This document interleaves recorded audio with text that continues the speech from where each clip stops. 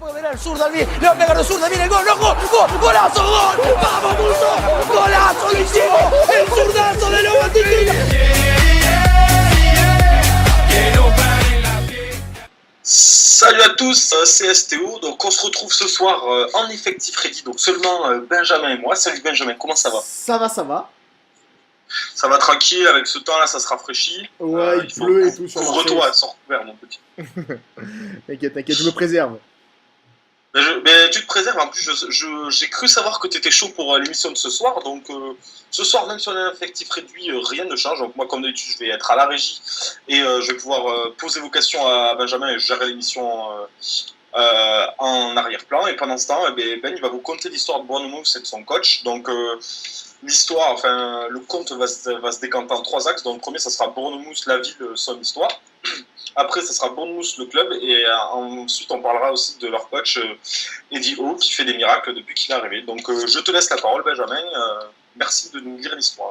Donc ça va être l'histoire de Bournemouth, ça va être assez rapide parce que voilà, c'est plutôt pour vous dire que c'est une ville moyenne, 130 000 habitants. C'est dans le côté du Mersey. Ses voisins connus, c'est pour les fans de ballon, c'est Southampton et Portsmouth. Portsmouth, je pense qu'il y a plus la France, plus l'anglais. Yes, speak English. C'est une ville très balnéaire, très très appréciée des touristes parce qu'il y a un accès avec la mer et c'est une ville très sympa. Elle a été élue en 2007 la ville la plus heureuse d'Angleterre, pour vous dire comment les gens sont bien, sont joyeux. C'est une ville où il y a pas mal de retraités, il y a 30% de retraités. C'est pas du tout un poumon de l'Angleterre ni de la région, même s'il y a qu'on appelle ça, un centre d'affaires qui pèse un peu, mais bon, franchement, ça casse pas des prix, c'est une ville moyenne, et le club était à son image. On va parler un peu du club de Bournemouth.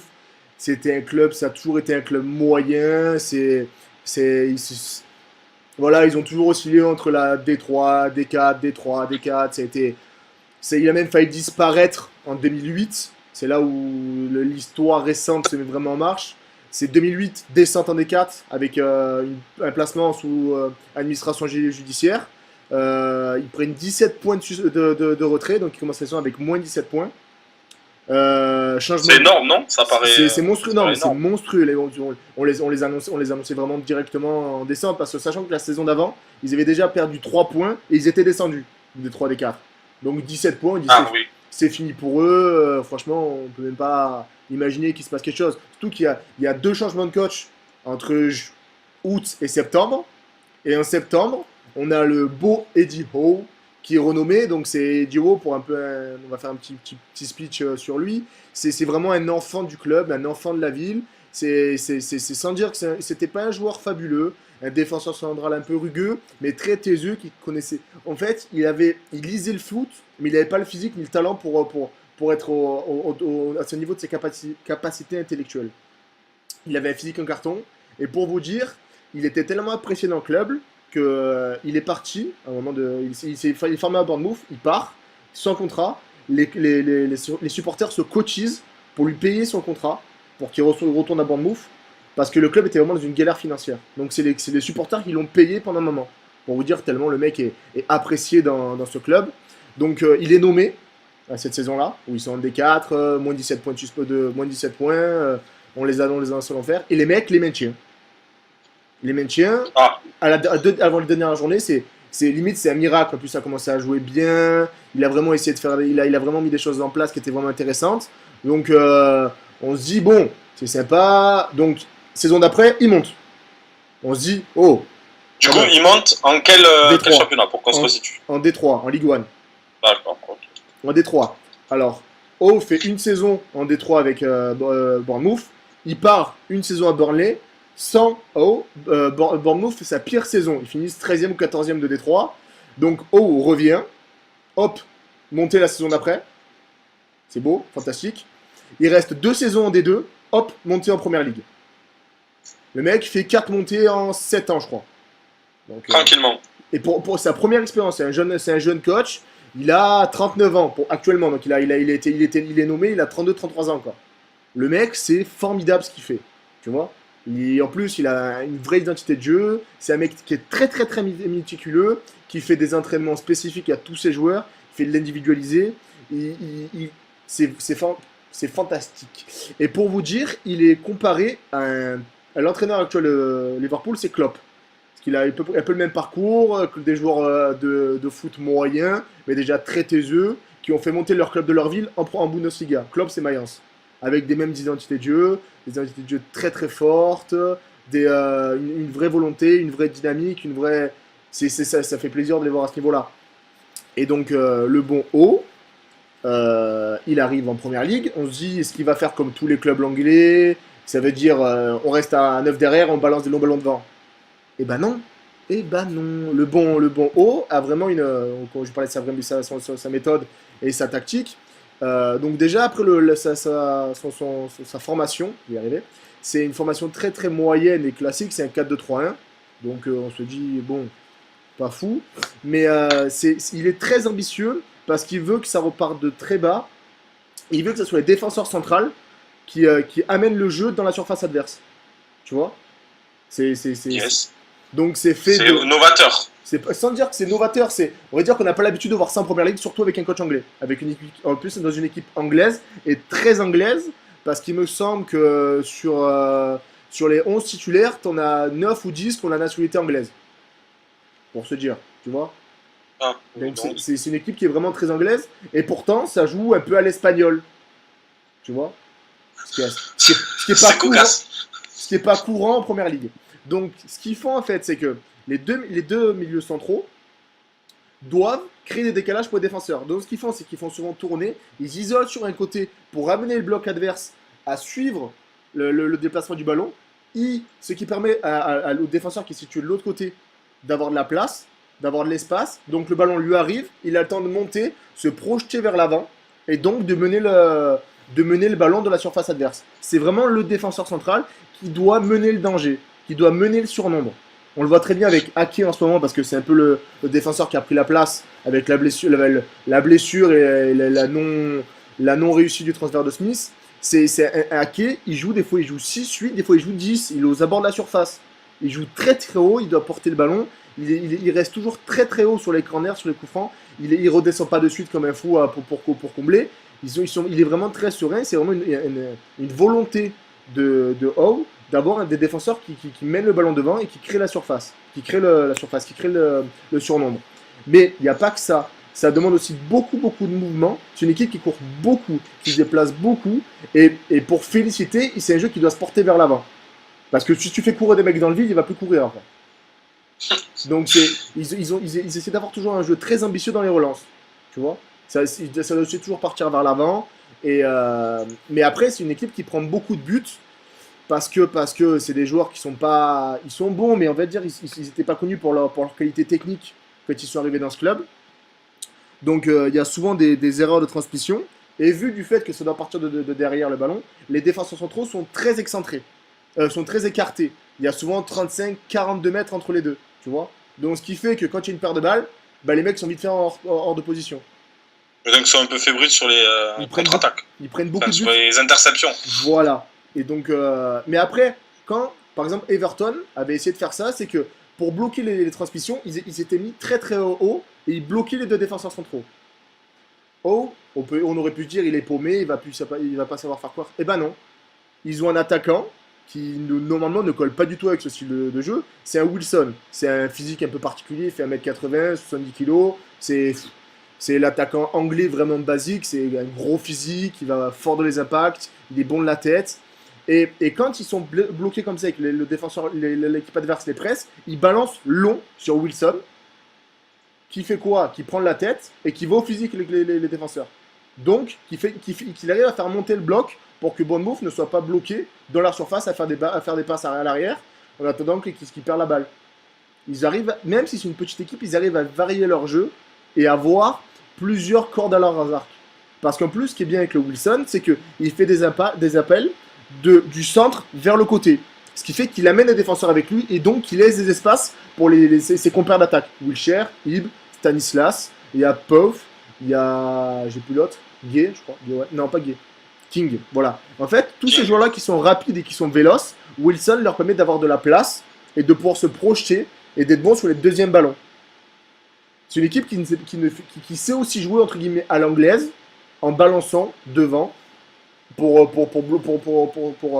faire paniquer un bloc et le faire changer de ce qu'il a l'habitude de voir jouer, tu vois. Donc c'est vraiment très très intéressant ce que propose Eddie Howe. Et ce qu'il a permis aussi, le bon Eddie, d'être annoncé depuis plusieurs moments à la tête de la sélection anglaise. Ah, Il pas est- mal. Belle promotion quand même. bah, surtout que ce garçon, on n'aurait jamais misé un copec sur le garçon, quoi. Donc c'est vraiment très très beau ce qu'il fait. Et comme je vous ai dit au début, c'est un mec qui est vraiment droit dans ses baskets, qui assume les, euh, les risques qu'il fait prendre à son équipe. Par exemple, quand son équipe prend un but sur une erreur d'un joueur, bah, il se dit, voilà, l'erreur, elle est collective. Et surtout, si l'erreur vient du fait qu'on a voulu relancer bas et qu'on a voulu relancer de derrière avec de l'ambition, la faute me revient à moi. Parce que c'est moi qui demande à mes joueurs de jouer ainsi. C'est un mec, dans son discours, c'est vraiment très très beau ce qu'il fait. Parce qu'il assume tout le temps. Tu vois, il n'est pas là à taper sur ses joueurs, à dire voilà, ils sont limités, je fais ce que je peux avec ce que j'ai. Non, non. Dès qu'il y a quelque chose qui se passe, c'est sa faute à lui. C'est lui il fait le partenaire avec tous ses joueurs. Et il assume vraiment. C'est la philosophie qu'il prend. Ce qui est quand même bizarre parce que c'est un club qui n'était jamais taillé pour la première ligue. Et pourtant, avec le jeu, ils arrivent à bien se placer. À nuance Ça montre quand même, ils- ça montre quand même les compétences du coach aussi du groupe. sur- De se hisser en première ligue en 7 saisons, c'est ça, non? C'est cela, ouais. 4 promotions en 7 saisons. C'est ça. Il faut être quand même solide. Surtout que pour faire un petit point, les sous-divisions anglaises, la D3, D4, D2, c'est des championnats qui sont très très longs. Il y a 22, 23, 24 clubs. Ça se joue souvent sur des terrains détrempés. Les mecs, c'est des gros physiques en face. Ça joue souvent de ballons longs. Donc c'est vraiment compliqué de mettre en place un jeu aussi ambitieux et osé dans des petites divisions. Surtout dans un club qui n'était pas taillé pour être en haut, quoi. Le stade, il fait 12 000 places. Ils n'ont jamais joué en première ligue. C'est la première fois qu'ils sont en première ligue. Et pourtant, première saison Pro League, ça tape Chelsea MNU, quoi. Première saison à froid. Ça se maintient, sans dire facilement, mais ça se maintient sans vraiment trembler. Ils finissent 17e. Là, cette saison, je crois qu'ils sont 10e ou 12e. Dans le bon wagon, derrière la grosse vague de devant. Mais par exemple, ils sont à 3 points de Southampton. Ils sont à 2 points d'Everton. Le club, c'est bien situé. Et ils sont totalement en accord avec ses ambitions. Et ce qui est bien aussi, c'est que c'est un club c'est l'effectif ne bouge très très peu. Même si quand ils font des recrues ou des recrues qui coûtent cher, Liz Mussel a coûté quasiment 8 millions. Ils ont acheté Ib qui a valu 23 millions, il me semble. C'est un club où les joueurs sont ancrés dans le club depuis très longtemps. Et bien, ça me permet de rebondir du coup sur une question de Johnny Totun qui demande est-ce qu'on va parler de l'exceptionnel Harry Arter et de son état d'esprit exceptionnel en nous disant ça montre l'ambiance de fou qui règne dans ce vestiaire, surtout suite à l'anecdote après la mort d'un proche quand il a quand même joué contre Manchester United grâce au soutien du coach et de ses coéquipiers. Donc moi c'est vrai que j'avais entendu parler de cette histoire, je sais pas si tu en as entendu parler Ben. Oui, mais en fait c'est vraiment ça symbolise ce qui est Bournemouth, c'est un club familial. C'est un club, c'est une famille. Tu as le président, enfin Mitchell, c'est le second président avec le russe. Mitchell, il n'a pas peur, c'est son habitude. Il va dans les tribunes taper sur les tambours avec ses supporters. C'est une famille, c'est un club, c'est un petit club anglais. Les supporters sont à côté. Il respire que des bonnes ondes. On va faire un comparatif sans dire que c'est la même chose, mais tu as ce qui se passe un peu à Guingamp, tu vois. Le club est dans une certaine euphorie, les supporters sont présents, le club joue bien, les recrues s'adaptent facilement. Il y a une ambiance, il dégage de la sérénité, du bien-être, tout se passe bien. Et c'est vrai que même s'il se passe des choses dures dans leur vie, c'est un vrai bon groupe qui se connaît depuis très longtemps. Arter, ça fait 7 ans qu'il est là quasiment. Tu prends l'exemple, après tu prends un Stanislas, ça fait 3 ans. Tu prends un Callum Wilson, ça fait déjà 3 ans qu'il est là. Tu as comment je vais chercher le nom Cook, ça fait 5 ans qu'il est là. Les piliers, les mecs qui sont tout le temps titulaires, c'est des joueurs qui se connaissent depuis 5-6 ans, qui ont tout vécu avec ce club, qui ont vécu les montées, qui ont vécu on leur a donné une deuxième chance avec ce club. Parce que c'est des mecs qu'on n'aurait jamais pensé qu'ils auraient pu être à ce niveau. Tu prends un Arter, il a 30 ans. Non, il a 26 ans, excuse-moi. Il a 26 ans. Enfin, on n'aurait jamais pensé qu'il aurait arrivé à ce niveau-là de toute sa vie. Et pourtant, quand il y a un joueur, quand il y a un coach qui te donnent des responsabilités, des mecs qui peuvent se réveiller sur le tard. Tu vois? Le vrai exemple, par exemple, c'est un Surman. Il a 30 ans, Andrew Surman. Pourtant, c'est une plaque tournante, c'est un poumon, il court, il est ultra ambitieux avec le ballon, il sait vraiment bien faire des bonnes passes, il sait aérer le jeu, et pourtant, il a 30 ans. Et ça fait 3 ans qu'il est dans ce club, il revit totalement avec O. Et il a vraiment une palette technique qui se développe assez exponentiellement. Donc oui, c'est vraiment l'exemple. Je crois qu'il a perdu sa fille. Il a perdu sa fille, il est totalement déconstruit, il voulait même arrêter le foot. Et il s'est replongé dans le vestiaire, le plongé l'a su le motiver. Et c'est reparti. Parti pour un tour. Et Ben, peut-être que tu as des choses à rajouter, à nous éclaircir ou... Je suis en train de regarder mes notes parce que j'écoute beaucoup de notes. Eh oui, Ben, tu parles beaucoup ce soir en même temps. Donc, on va faire un petit point. Eddie Howe se bonifie. Donc Eddie Howe a compris que défensivement, ça allait pas. Donc quelle est la personne qui travaille le mieux défensivement? C'est Monsieur Simeone, quand même. Diego Simeone, l'entraîneur de l'Atlético Madrid. Donc, oui. Ce qu'il a fait, c'est que cet été, il a fait un petit stage au 3e, le garçon. Il est allé en Espagne et il s'est perfectionné aux côtés de Simeone. Et en fait, on voit vraiment cette année avec Bournemouth, c'est que l'équipe défend en bloc. En fait, ce qu'ils font, c'est qu'ils relancent, ils sont très bas, très compacts, très à côté. Ce qui permet que quand tu fais un pressing, d'être à côté, donc de ne pas faire des efforts supplémentaires. Et en plus, quand tu récupères la balle, vu que tu as des collègues qui sont à côté, bah, tu peux plus facilement relancer rapidement. Parce que si les mecs sont séparés, tu dois sûrement faire des longs ballons, donc tu as plus de chances de la perdre. Et en plus de ça, tu dois faire plus d'efforts. Là, ce qu'ils font, c'est qu'ils sont en groupe. Ils évoluent en groupe dans leur surface. Et quand ils arrivent dans leur surface, dans leur moitié de terrain, et quand ils arrivent dans la moitié de terrain adverse, ils explosent. Ils prennent les espaces. Ça explose de partout avec un Callum Wilson qui court un peu partout pour faire des espaces pour ses coéquipiers. Et c'est là qu'on voit vraiment que, en plus d'être un très bon entraîneur, d'avoir une vraie philosophie, sait se perfectionner et sait pointer où sa méthode, entre guillemets, fait défaut en ce moment, pour essayer d'aller toujours plus loin et de toujours se perfectionner. Il ne se repose pas sur ses lauriers comme beaucoup d'entraîneurs, où quand une méthode marche, on essaie de plus trop la bouger. Bah lui non, tout le temps il essaie de tout le temps que ça aille mieux. C'est vraiment un perfectionniste. Par exemple, on va pour l'exemple je vais prendre la citation d'un Kermorgan, Johan Kermorgan, qu'il a côtoyé en D2 anglaise. C'est un mec qui réfléchit tout le temps. C'est un taiseux, il réfléchit tout le temps il se remet en question, tout le temps il essaie de s'améliorer lui, d'améliorer son équipe, d'améliorer ses entraînements, d'améliorer ses joueurs. Et ça le rend fou de voir un mec se gâcher son talent. Donc il fait son possible pour que ses joueurs aillent au bout de leur qualité. Tu vois? En fait, il adapte Enfin, oui, c'est la base de tout coach, mais il adapte la tactique à l'effectif en faisant du personnel. Bah, en plus de tout ça, en faisant de la personnalité. Sans dire qu'il adapte, il a sa philosophie, mais chaque joueur a des objectifs personnels, a des entraînements personnels pour aller toujours plus loin et toujours être meilleur et développer encore plus ses qualités. C'est un mec, il va prendre un joueur, il va le prendre à part, il va dire voilà, je veux que tu fasses ça, pour moi tu as ces qualités-là, il faut que tu travailles ça pour être encore meilleur. Il veut toujours que ces joueurs s'améliorent. Toujours. C'est vraiment c'est beau ce qu'il fait parce que voilà, il essaye toujours de tirer le maximum de son groupe, de ses joueurs. Même un joueur qu'on dit moyen, bah, il va essayer de le rendre plus beau, plus fort, plus rapide, qui sait lire le jeu. Enfin, ça fait plaisir de voir un garçon faire ça, surtout en première ligue, qui n'est pas connu pour être un championnat où les coachs anglais soient super ambitieux et super. En même temps, entre guillemets, ils n'ont rien à perdre. Enfin, il a rien à perdre. À lui, totalement. Il fait monter son équipe en première ligue tranquillement. Il fait taire tout le monde.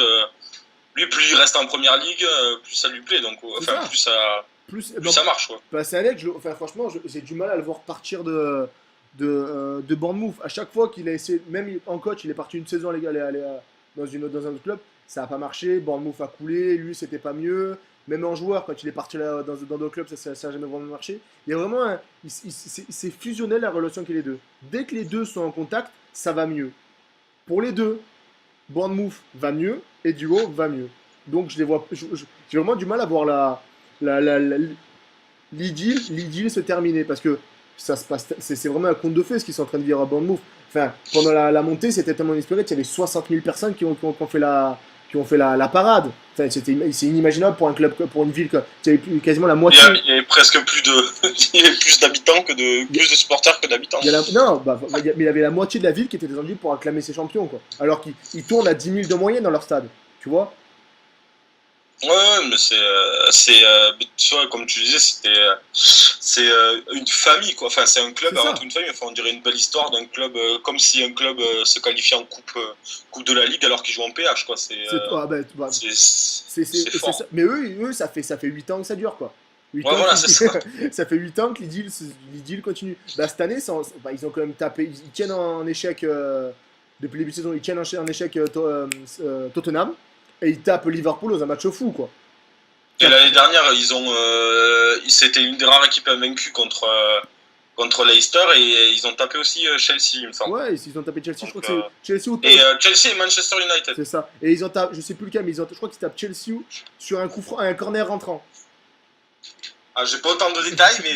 Non, mais voilà, c'est un club qui, en plus, ce qui est bien, c'est qu'ils sont sûrs de leur fait.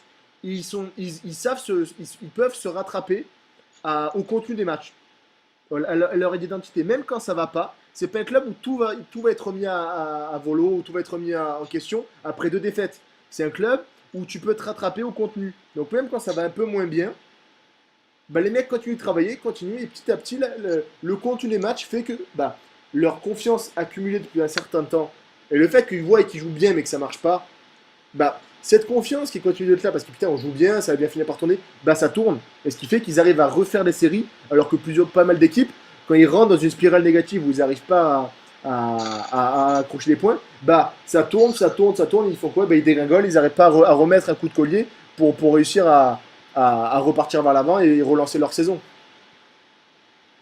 D'accord.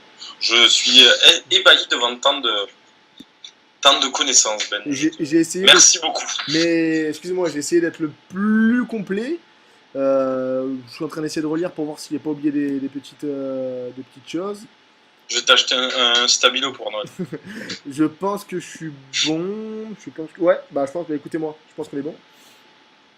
Eh bien, merci beaucoup, Ben, pour cette belle histoire que tu nous as contée. On espère être un peu plus nombreux la prochaine fois. Tout ça pour dire qu'on vous prépare des super trucs pour la rentrée 2017. J'espère que vous avez changé les crampons et mis du 18 parce qu'il va falloir s'accrocher, ça va être assez énorme. Parce qu'on vous prépare plein de trucs sur le site. Il va y avoir une refonte graphique, une refonte des contenus pour l'émission. Il va y avoir des nouveaux logos, des nouvelles rubriques, des nouvelles programmations. Et voilà, pareil sur le Twitter et le Facebook, ça va être beaucoup plus actif. On recrute toujours, si vous voulez nous envoyer entre guillemets des candidatures pour la rédaction, soit vous adressez à Ben ou au Bantouche directement sur le Twitter. Donc je mettrai les arrobas dans la vidéo YouTube. Donc voilà, si jamais on embarque encore du monde dans le navire, on va essayer de vous faire un truc plutôt sympa pour la rentrée 2017. En attendant, on vous souhaite de bonnes fêtes. Merci Johnny Totune de nous avoir suivis parce qu'il nous dit merci pour cette émission très sympa et très informative. Merci à toi et surtout merci à Ben qui fait un gros travail. Qui a fait un gros travail. Ben, je te souhaite alors de bonnes fêtes et une bonne soirée. Attends, par contre, je vais juste dire quelque chose avant de terminer. Donc, c'est la dernière émission de l'année. On est de retour. Je crois qu'on a calé l'émission. Ah oui, c'est vrai. Ça sera le 9 janvier. Et le site. Alors, toujours un lundi, bien sûr. On ne change pas les. Le site bête du jour va être entre guillemets mis un peu en maintenance. Donc, si vous n'arrivez plus à vous connecter dessus, c'est normal, ne vous inquiétez pas. Normalement, le nouveau site sera en ligne le 7, si tout se passe bien. Donc le 7 retour du site, le 9 retour de l'émission, et après on commencera l'année sur de bonnes bases. En plus, ce qui est bien, c'est qu'on a déjà le sujet de l'émission. Ça s'annonce phénoménal. On vous en parlera plus en détail après, mais le sujet se nomme est parfait, franchement. Voilà, on garde la suspense un peu, on garde la surprise. Et merci Ben du coup d'avoir ajouté ça parce que je l'ai oublié. Et de toute façon, comme d'habitude, le podcast sort demain ou après-demain ou plus tard, mais je pense que demain il sera sorti. Donc merci et merci encore Johnny et merci Ben, bonne soirée. Ciao ciao.